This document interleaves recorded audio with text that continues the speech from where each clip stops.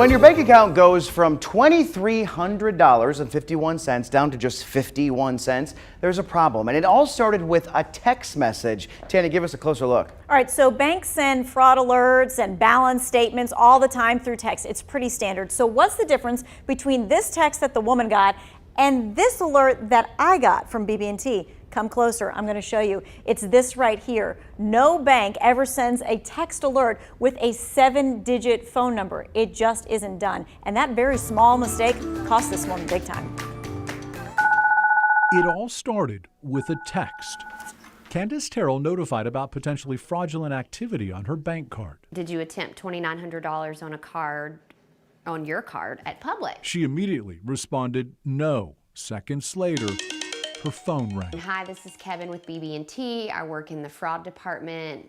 We have reason to believe that your card is being compromised right now. The scam is not new, but this guy was good. He had Candace's phone number, address, and the last 4 numbers of her card. And yet Candace was still skeptical. I said, Kevin, so I really hope you don't take this personally. I said, but how do I know you actually work for BB&T? He told Candace to Google the number he was calling from. She did, and it matched. The number spoofed. Kevin quickly easing her mind. We're here to help. You know, we've caught this pretty quickly, so let's go ahead and put a stop on this card, freeze it, close it out. Candace would soon discover Kevin was about to drain her bank account. The next step in this scam? He said, I'm going to transfer you over to an automated line.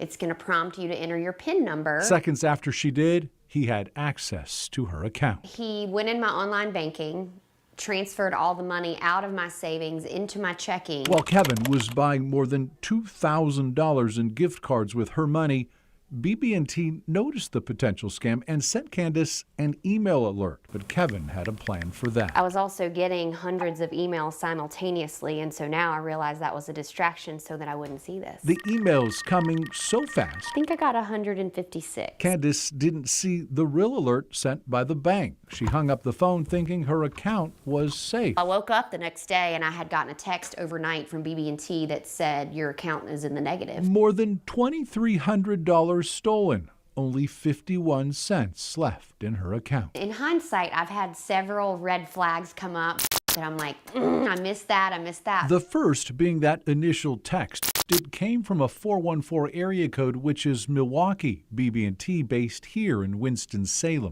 The second red flag, banks will never ask you to punch in your PIN number over the phone. That said, this scam's sophisticated, and as Candace learned when going to her local branch, it appears it was very effective. I got there a little after 10 a.m., and I was the 4th person to come in that day with the exact same scam. The scam so widespread, Mount Airy Police sending out a scam alert on its Facebook page. We reached out to BB&T, sending them a list of questions we wanted answers to. The bank not giving us specific numbers when it comes to victims or money lost. As for reimbursement, each case will be reviewed individually. Asked about alerting its customers of the scam, BB&T told us it sent out an email alert in mid-May, notifying them to the scheme. As for Candace, she is being told all of her money will be refunded, the ordeal serving as a reminder to always be aware and on guard for scammers.